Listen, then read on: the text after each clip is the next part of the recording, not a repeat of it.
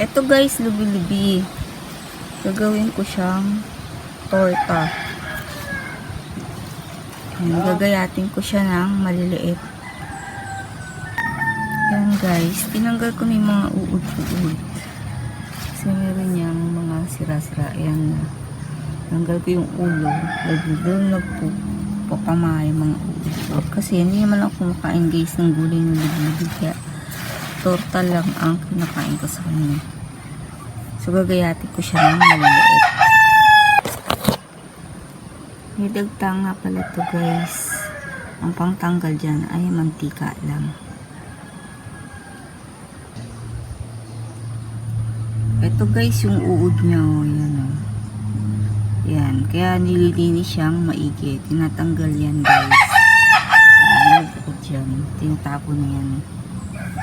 Kaya kailangan malinis siya.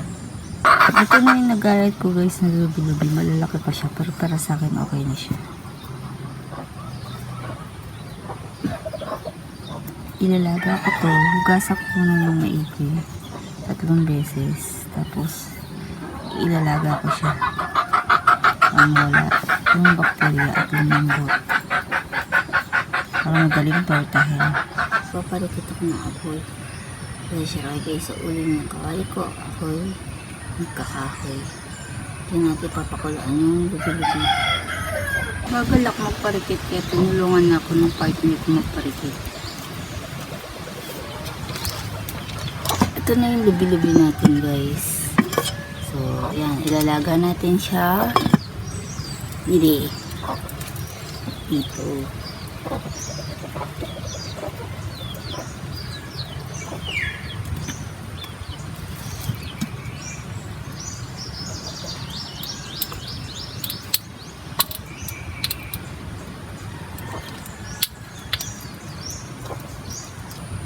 Ayan guys, sabi ko kanina kawali sa kasarola ko. Kasi siya kayo sa kasarola namin kasi medyo itim kasi lagi kami nagkakahoy para tipid.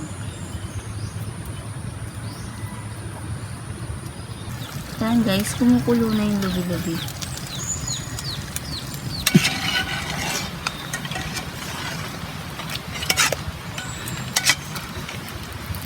Sinasala niya na yung lubi-lubi.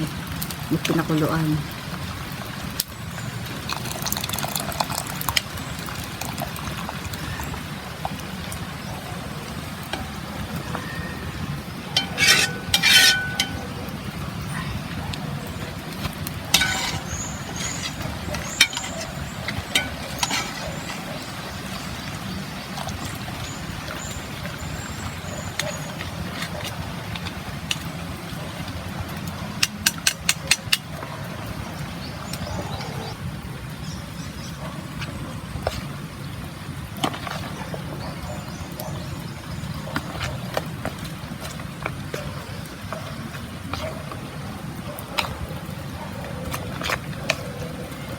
Pagsasamahin niyo yung dough at saka yung lubi-lubi.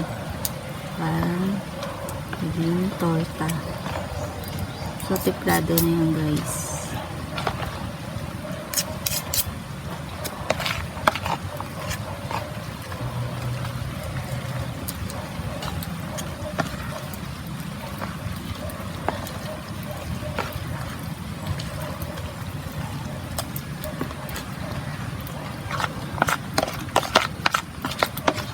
Lobot ang kakain.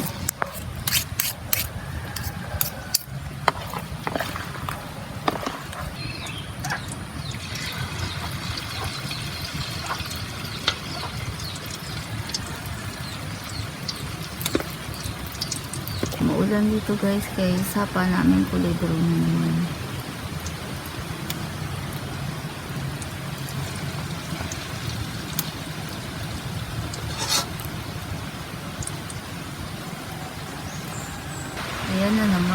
Ayan na naman ang ulan.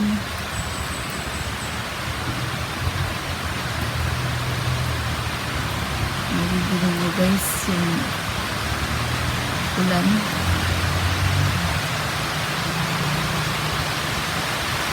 Ang lakas.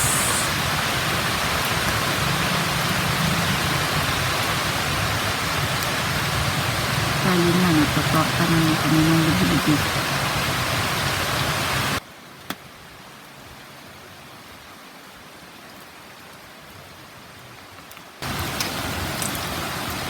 Nabaliktad na yung lubi-lubi.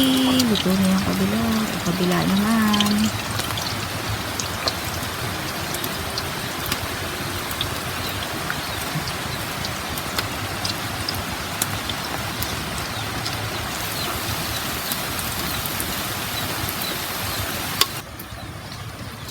Yan guys, luto na.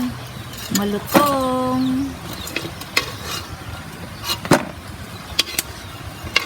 Narinig nyo guys. Malutong yan. Ito na guys yung lubi-lubi. Ayan, luto na siya.